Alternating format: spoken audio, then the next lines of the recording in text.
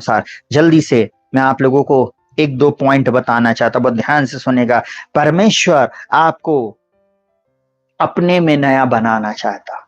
आप यीशु मसीह में नई सृष्टि बन जाएंगे। बाइबल इस प्रकार से बोलती, दूसरा कुरिन्थियों 5:17 में, सो यदि कोई मसीह में है वो नई सृष्टि है, पुरानी बातें बीत गई। अगर आप यीशु को आज ग्रहण कर लेते हैं, आज अपना जीवन यीशु मसीह को समर्पित कर देते हैं, मैं दावे के साथ इस बात की घोषणा करता हूं, आपके जीवन में, आपके परिवार में, आपकी परिस्थिति में आप नई सृष्टि रहेंगे। वे लोग जिन्होंने आपको तुच्छ जाना था, वे लोग जिन्होंने आपको अंडर एस्टिमेट किया था, वो लोग जिन्होंने आपको नंगा करना चाहा था, उन्हीं के सामने मेरा परमेश्वर आपको शिरोमणि बनाएगा। जिन्होंने आपको सताया था, उन्हीं के सामने मेरा परमेश्वर आपके लिए मेज को बिछाने जा रहा है। बाइबल बोलती है, तूने मेरे सताने वालों के सामने मेरे लिए मेज बिछाया। वो परमेश्वर आपके लिए मेज बिछाने जा रहा है। रिसीव करें। हालेलुया। लिखे आमीन। बोलो, I receive in the name of Jesus. इस महीने मेरा परमेश्वर उन्हीं दुष्टों के सामने, उन्हीं लोगों के सामने, उन्हीं भाई बहनों के सामने, उन्हीं लोग जिन्होंने आपको तुच्छ जाना था, उनके सामने शिरोमणि बनाकर रखने जा रहा। Hallelujah, hallelujah. आप परमेश्वर की दृष्टि में अनमोल हैं। आप परमेश्वर की दृष्टि में अनमोल हैं। हालेलुया। आप परमेश्वर के आंखों के तारे हैं। आप एक न्यारे व्यक्ति हैं। हालेलुया। आप परमेश्वर की आंखों के तारे हैं। हालेलुया। आप ग्रहण करें इस वचन को। हालेलुया। वो आपको अपने में, प्रभु यीशु मसीह में नई सृष्टि बनाना चाहता है। दूसरी बात, परमेश्वर आपको पाप से मुक्त करना चाहता है। हालेलुया। बाइबल बोलती है, यीशु मसीह जो है वो इसलिए आया है संसार में कि हमारे पापों को क्या करे, दूर कर दे, पापों को हर ले जाए। परमेश्वर का पुत्र इसलिए प्रकट हुआ कि शैतान के काम को नष्ट करे और पापों को हर ले जाए। पहला यूहन्ना उसके आप पहले दूसरे अध्याय को जब आप पढ़ेंगे, आपको वहां पर ये वर्ष मिल जाएगी। बहुत ध्यान से सुनेगा। वो आपको पाप से मुक्त करना चाहता। बहुत सारे लोग जिनको वो कई लोग ऐसा बोलते, नहीं हमने कोई पाप नहीं किया, गलत काम करते जाएंगे, चोरी करते जाएंगे, घृणित चीजें देखते जाएंगे, घृणित कार्यों को करेंगे, और उसके बाद भी उनको उनका पाप समझ में नहीं आता। आज मैं यीशु के नाम में प्रार्थना करता हूं कि यीशु मसीह आपकी आत्मिक आंखों को खोले और आप अपने पाप को जाने और उससे मन फिरा ले। प्रियो, पाप हमें अंधकार में लेके जाता। पाप के कारण आप अपनी आशीष को प्राप्त नहीं कर पाते हैं। इफिसियों 1:17 में इस प्रकार से बोलता है कि हमारे प्रभु यीशु मसीह का परमेश्वर जो महिमा का पिता है, तो मैं अपनी पहचान में ज्ञान और प्रकाश की आत्मा दे और तुम्हारे मन की आंखें ज्योतिर्मय हो, ताकि तुम जान सको उसके बुलाने से कैसी आशा होती है। आपको मालूम है, कई लोग आज भी टटोल रहे हैं, ढूंढ रहे हैं, इधर उधर अपने कर्म कांडों के द्वारा परमेश्वर की खोज कर रहे हैं। आप कभी नहीं पा सकते। आपको परमेश्वर के वचन को जो कह रहा है कि यीशु को उद्धारकर्ता के रूप में स्वीकार कर। बाइबल बोलती, जितनों ने इसे ग्रहण किया उसने उन्हें परमेश्वर की संतान होने का अधिकार दिया। आप जब यीशु को ग्रहण करेंगे, आप उसकी संतान बन जाते हैं। तो आप यीशु मसीह को ग्रहण करते हैं, आप पाप से मुक्त हो जाते हैं। हालेलुया। श्राप से मुक्त हो जाते, बंधनों से मुक्त हो जाते, बीमारियों से मुक्त हो जाते, दुष्टों के बिछाए हुए जाल से भी मेरा प्रभु यीशु मसीह आपको मुक्त करने में सामर्थी है। हालेलुया। और हो सकता है कई बार वो हमारे जीवन में परीक्षा आने देता है, वो कई बार हमारे को परीक्षाओं से होकर जाने देता। मत चिंता करें, उस परीक्षा से बाहर लाने वाला भी वही प्रभु है। हालेलुया। चिंता ना करें, प्रभु सिंहासन पर बैठा है। वो यहाँ पर बोलता है, परमेश्वर दूसरी बात हमको पाप से मुक्त करेगा।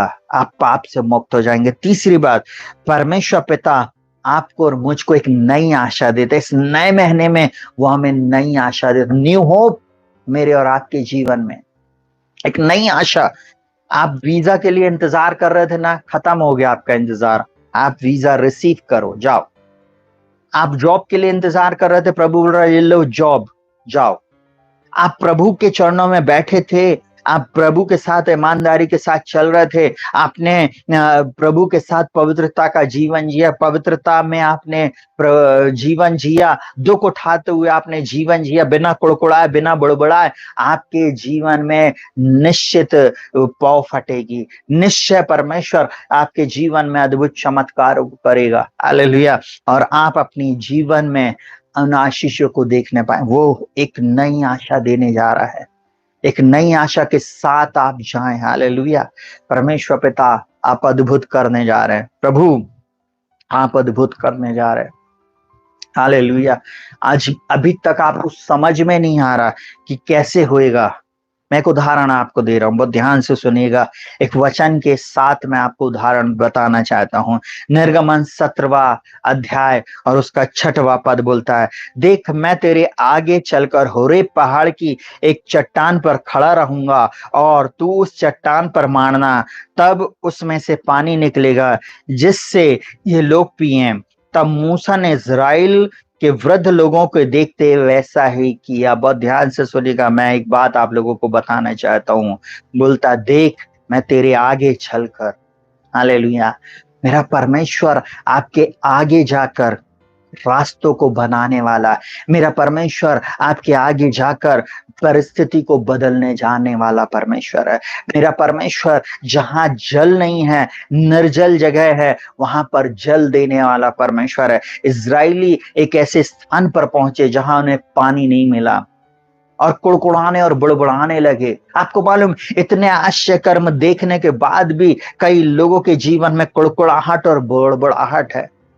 इसलिए आप अपनी आशीष तक, इसलिए आप अपनी उन्नति तक, इसलिए आप अपने बेस्ट चीजों तक नहीं पहुंच पाते। क्यों? क्योंकि आप हमेशा कंप्लेनर हो, हमेशा आप कंप्लेन कर रहे हो, हमेशा आप दूसरों के बारे में या परमेश्वर की उन आशीषों को स्मरण नहीं कर रहे, सिर्फ कंप्लेन कर रहे। प्रभु ने हमारे साथ क्या किया? इजरायलियों ने इतनी आशीष देखे, इतनी वो देखे, परंतु जब पानी नहीं मिला तो आपको मालूम, उन्होंने मूसा के पास आकर ये नहीं बोला परमेश्वर से बोल, प्रार्थना कर, परमेश्वर हमें पानी दे, परंतु वो बोलने लगे तो इस जंगल में हमें ले आया है, इस मरुभूमि में हमें ले आया है, यहाँ पर हमें पानी नहीं मिल रहा, इससे अच्छा तो हम इजराइल में ही रहते, इजराइल में खाते पीते और वहीं मर जाते। उनका पूरा ध्यान, उनका पूरा विचार सिर्फ कहाँ था? मिस्र देश में लगा हुआ था। अब मिस्र संसार को बताता है, मिस्र जो रिप्रेजेंट करता है संसार को, वर्ल्डली बातों को, संसार की बातों को। आज बहुत सारे मसीह लोग जिन्होंने यीशु को ग्रहण किया, पानी का डूब का बपतिस्मा लिया, इवन पवित्र आत्मा की सामर्थ को देखा, इवन पवित्र आत्मा को ग्रहण करने के बाद अनन्य भाषा बोलने के बावजूद भी वे पाप में फंस गए और पैसे के चक्कर में उन्होंने यीशु मसीह को खो दिया। हालेलुया। वे यीशु मसीह से दूर हो गए, सच्चाई से दूर हो गए। उसका कारण क्या है? उसका कारण है संसार और संसार की वस्तुओं से उनका प्रेम था, पैसे से उनको ज्यादा प्रेम था। हालेलुया। थोड़ी देर उन्होंने कष्ट नहीं उठाया, थोड़ी देर भूखे नहीं रह सके, प्यासे नहीं रह सके।